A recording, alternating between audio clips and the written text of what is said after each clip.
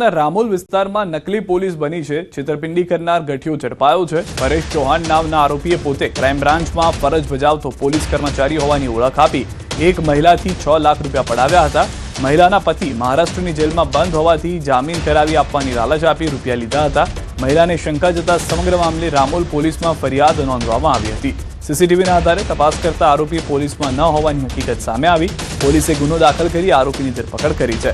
Police તપાસમાં આરોપી વિરુદ્ધમાં અગાઉ પણ નડિયાદમાં નકલી પોલીસનો ગુનો નોંધાઈ ચૂક્યો છે। જોકે તેણે અત્યાર સુધીમાં પોલીસ કર્મચારીની ઓળખ આપીને કેટલા લોકો પાસેથી છેતરપિંડી કરી છે અને કયા કયા કારણોસર રૂપિયા પડાવ્યા છે તે અંગે વધુ તપાસ શરૂ કરી છે। આરોપી મહેમદાબાદનો છે, ખેડા જિલ્લામાં રહે છે। એ પોતે આવી રીતના લોકો જોડે જ્યારે પણ ફોનમાં વાત કરતો ત્યારે એવું જ કહેતો હતો કે હું ક્રાઇમ બ્રાન્ચમાં નોકરી કરું છું અને એ રીતના જ વાત કરતો હતો। ઘણી જગ્યાએ પોતે સિવિલ કપડામાં બી જતો હતો ને ઘણી જગ્યાએ પોતે આવી રીતના યુનિફોર્મ ધારણ કરીને બી પોતાની આઈડેન્ટિટી આપતો હતો। જે અરજદાર હતા, અરજદારના જે હસબન્ડ છે એ હાલ મહારાષ્ટ્રમાં જ છે અને હાલમાં એ પોતે જેલમાં જ છે। એ કયા ગુના બાબતે છે શું છે એની અમે તપાસ કરીને એની ત્યાંની ફરિયાદની કોપીને બધી વિગતો મેળવીશું। ભાજપ નેતાને પોલીસે આપી છે વીઆઈપી ટ્રીટમેન્ટ। ફાયરિંગ કર્યા બાદ પણ ભાજપ નેતા છગન પટેલને નથી પછતાવો। પોલીસ સ્ટેશનમાં હસતો જોવા મળ્યો ભાજપ નેતા। આરોપી ભાજપ નેતા છગન પટેલના હાથમાં ફોન પણ જોવા મળ્યો।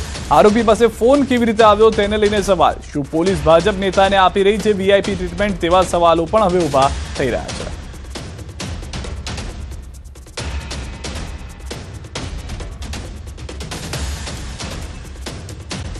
ટ્રાફિક પોલીસ ફરી આવી છે વિવાદમાં। ટોઈંગ વાનની મહિલા કોન્સ્ટેબલનો વિડીયો વાયરલ થયો છે। અયોધ્યા ચોક પાસે કોન્સ્ટેબલ અને મહિલા વચ્ચે મેમો બાબતે બબાલ થઈ છે। વાહન ચાલક મહિલાએ વિડીયો ઉતારતા કોન્સ્ટેબલે મોબાઈલ ખેંચવાનો કર્યો પ્રયાસ। સમગ્ર ઘટનાનો વિડીયો સોશિયલ મીડિયામાં થયો વાયરલ। મહત્વનું છે કે રાજકોટમાં સ્થાનિકો સાથે ટ્રાફિક ટોઈંગ વાનના મહિલા પોલીસ કર્મચારીઓ અવારનવાર વિવાદમાં આવે છે। ઉચ્ચ અધિકારીઓને બધો જ ખ્યાલ હોવા છતાં આંખ આડા કાન કરી મહિલા કોન્સ્ટેબલનો બચાવ કરી રહ્યા હોવાનો આક્ષેપ છે।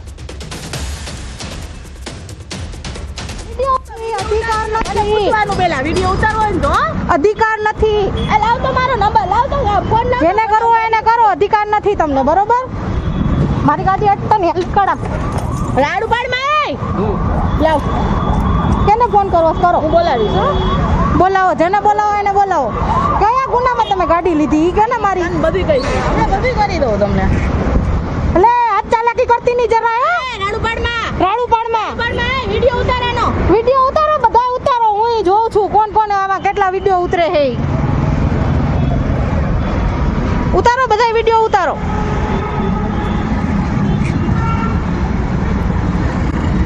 નકલી બીએડ કોલેજનો પર્દાફાશ। એનસીટીઈની મંજૂરી વગર ધમધમતી હતી બીએડ કોલેજ। ઉનાના ભાચા ગામની વનિતાબેન બચુભાઈ નાંદોળા બીએડ કોલેજનો ભાંડાફોડ। એનસીટીઈની મંજૂરી હોવાનું બતાવી 2 વર્ષથી કોલેજ ધમધમતી હતી। એનસીટીઈના નામે બોગસ મંજૂરી પત્ર બનાવી ઉચ્ચ શિક્ષણ વિભાગ અને નરસિંહ મહેતા યુનિવર્સિટીને મોકલ્યા હતા। આ દસ્તાવેજોના આધારે યુનિવર્સિટીએ વિદ્યાર્થીઓ ફાળવ્યા અને પરીક્ષા પણ લેવામાં આવી। હવે આ ડિગ્રી માન્ય રહેશે કે નહીં તે અંગે પણ મોટો પ્રશ્ન ઊભો થયો છે। આરટીઆઈના જવાબમાં એનસીટીઈએ મંજૂરી ન આપી હોવાનો ખુલાસો થયો છે। નરસિંહ મહેતા યુનિવર્સિટીના કુલપતિએ કોલેજનો કર્યો બચાવ। કહ્યું નકલી કે બોગસ કોલેજ કહેવું હાલ યોગ્ય નહીં। એટલે આ કોઈ નકલી કોલેજ છે કે કોઈ કૌભાંડ છે કે એવું કંઈ છે નહીં। આ ફક્ત એનું એનસીટીએ જોડાણ જે વર્ષનું આપે છે એ આપવામાં નથી આવ્યું, એટલે અમે એનું જોડાણ 1 વર્ષ માટે રદ કરવામાં આવ્યું। આવતે વર્ષે નહીં આવે તો આવતે વખતે રદ થશે। સીડિયાઓએ તો હદ કરી દીધી છે। દૂધની બનાવટો બાદ હવે તો લોટ પણ બનાવટી। સુરતના ઘઉંના લોટમાં ભેળસેળ હોવાનો ખુલાસો થયો છે। ઘઉંના લોટના લેવાયેલા નમૂનાઓ ટેસ્ટિંગમાં ફેલ થઈ ગયા છે। પાંડેસરાની શિવશક્તિ ફૂડ્સમાંથી લેવાયેલ ઘઉંના લોટનો નમૂનો સબ સ્ટાન્ડર્ડ જાહેર કરવામાં આવ્યો છે। પાલિકાના આરોગ્ય વિભાગ અને ફૂડ વિભાગે કાર્યવાહી હાથ ધરી છે। આ સાથે 4 ડેરીના દૂધમાં ફેટ ઓછું જોવા મળ્યું છે।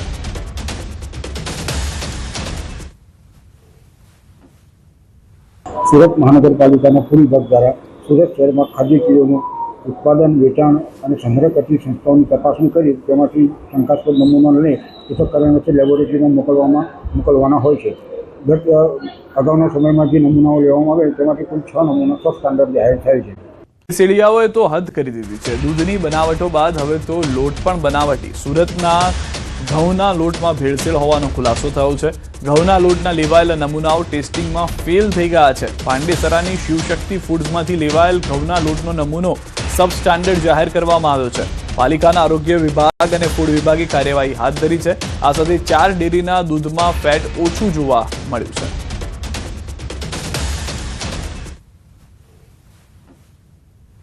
સુરત મહાનગરપાલિકાના ફૂડ વિભાગ દ્વારા સુરત શહેરમાં ખાદ્ય ચીજોનું ઉત્પાદન, વેચાણ અને સંગ્રહ કરતી સંસ્થાઓની તપાસણી કરી તેમાંથી શંકાસ્પદ નમૂના લઈ પૃથક કરવા માટે લેબોરેટરીમાં મોકલવાના હોય છે.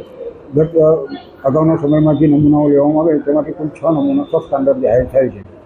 હજીરાના એમએનએસ કંપનીમાં હિંસાના મામલે ગઈકાલની ઘટનાનો વિડીયો સામે આવ્યો છે. પોલીસે ફોડેલા શેલના દ્રશ્યો સામે આવ્યા છે. પોલીસે ટોળાને કાબૂમાં કરવા માટે 4 શેલ છોડ્યા હતા. 35 જેટલા ટીઆરએસ સેલ છોડવામાં આવ્યા હતા. ટીઆરકે સેલ છોડવામાં આવતા હવામાં 10 રાઉન્ડ ફાયરિંગ કરવામાં આવ્યું હતું. આ ટીયર ગેસ સેલને છોડતી વખતે જે દ્રશ્યો હતા તે પણ કેટલાક લોકોએ પોતાના મોબાઈલ કેમેરામાં કેદ કરી દીધા છે.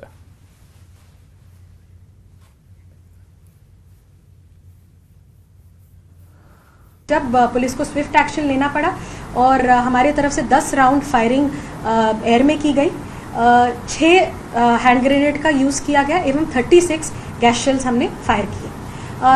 इससे हमने डिस्पर्स किया क्राउड में. સાવલીના લામડાપુરા ગામે આગ લાગી હતી. રાજ શાહ કેમિકલ કંપનીમાં આગ લાગી. આગ લાગવાનું કારણ અકબંધ છે. આગ લાગતા અફરાતફરીનો માહોલ સર્જાયો હતો. જહેમત બાદ ભીષણ આગ પર કાબુ મેળવાયો છે. ધુમાડાના ગોટે ગોટા દૂર દૂર સુધી નજરે પડ્યા હતા. વિવિધ પ્રકારના કેમિકલ બનાવતી હતી આ કંપની. સમાચાર સુરતમાં કચરામાંથી મળી છે શંકાસ્પદ 500ની નોટો. શંકાસ્પદ 500ના દરની બળેલી હાલતમાં મળી છે નોટો. પાંડેસરા વિસ્તારમાં કચરાના ઢગલામાંથી નોટો મળી આવી છે. કચરાના ઢગલામાંથી બળેલી હાલતમાં નોટો મળી આવતા હાલમાં ચર્ચાનો વિષય છે. 500ના દરની નોટો નકલી કે અસલી તે તપાસનો વિષય છે. સ્થાનિકોએ જાણ કરતા પોલીસની ટીમ સ્થળ પર પહોંચી છે. 500 રૂપિયાની જેટલી પણ નોટો છે તે બળેલી હાલતમાં જોવા મળી રહી છે. કેટલીક નોટો સંપૂર્ણ રાખ થઈ ગઈ હોવાનું પણ હાલમાં પ્રાથમિક જોતા દ્રશ્યોમાં નજરે પડી રહ્યું છે. હવે આ 500ની નોટ જે છે તે જૂની હોવાનું પણ પ્રતીત થઈ રહ્યું છે દ્રશ્યોથી. અથવા તો આ જે નવી નોટો આવી છે તે કેમ આ રીતે બાળી નાખવામાં આવી? શું આ નકલી નોટો હતી કે જે અસલી નોટો છે કોઈનું કાળું નાણું હતું? આ તમામ મુદ્દાને લઈને આસપાસના વિસ્તારમાં સવાલો થઈ રહ્યા છે. પરંતુ કચરાના ઢગલામાંથી આ 500 રૂપિયાની નોટો મળી આવતા પોલીસ ઘટના સ્થળે પહોંચી છે અને પોલીસે તપાસ શરૂ કરી છે. કચરામાં બળેલી નોટો ક્યાંથી આવી, આ કચરો ક્યાંથી એકઠો કરવામાં આવતો હતો અથવા કોઈ અહીંયા આગળ આવીને નાખી ગયું છે, એ તમામ મુદ્દે હવે પોલીસ તરફથી તપાસ કરવામાં આવી રહી છે. જે 500ની નોટો છે તે જોતા નવા એટલે કે નોટબંધી પછીની જે 500ની નોટ હતી તે પ્રમાણેની જોવા મળી રહી છે. અલગ અલગ નંબર હોવાની પણ જાણકારી છે. કચરાની આગને ચપેટમાં જોવા મળી. આંજણા ફાર્મ પાસે પાર્ક કરેલી કારમાં અચાનક આગ ફાટી નીકળી હતી. કારમાં રાખેલા 10 લાખ રૂપિયા આગમાં બળી ગયા હોવાનો કાર માલિકે દાવો કર્યો છે. અજાણ્યા વ્યક્તિ દ્વારા રસ્તા પર પડેલો કચરો સળગાવવામાં આવ્યો હતો. કચરાની આગ જોતજોતામાં વિકરાળ બની હતી અને કારમાં આગ લાગી હતી. ફાયર વિભાગની ટીમે ઘટના સ્થળે પહોંચી આગ પર કાબુ મેળવ્યો. સદનસીબે ઘટનામાં કોઈ જાનહાની નથી થઈ. આગ લાગતા અફરાતફરીનો માહોલ સર્જાયો. આગમાં કારને મોટું નુકસાન થયું. જે હવે જાણકારી મળી રહી છે તે તપાસમાં સામે આવ્યું છે કે 10 લાખ રૂપિયા ગાડીમાં કેશ હતા કે જે ગાડી બળી જવાને કારણે આગ લાગી હતી. તેમાં 10 લાખ રૂપિયા પણ બળી ગયા હતા. કચરાનો જે ઢગલો હતો તેમાં આ કોઈક વ્યક્તિ આવીને આગ લગાવી જાય છે. ગાડી ત્યાં આગળ પાર્ક કરેલી હતી જેમાં 10 લાખ રૂપિયાની 500ની નોટો હોવાની જાણકારી છે કે જે પણ બળીને ખાક થઈ જાય છે. તો જે આ જે નોટના ટુકડા છે જે રહીશો તરફથી સ્થાનિકો તરફથી ફરિયાદ કરવામાં આવી હતી પોલીસને, તેમાં પોલીસને આ બાબતની જાણકારી મળી છે. ફાયર બ્રિગેડને પણ કોલ કરવામાં આવ્યા હોવાની પણ જાણકારી મળી છે. પાંડેસરા સુરત લિંબાયતના દ્રશ્યો, શંકાસ્પદ મળેલી નોટો અને આગમાં 10 લાખ બળીને ખાક, આ દ્રશ્યો આપ જોઈ રહ્યા છો.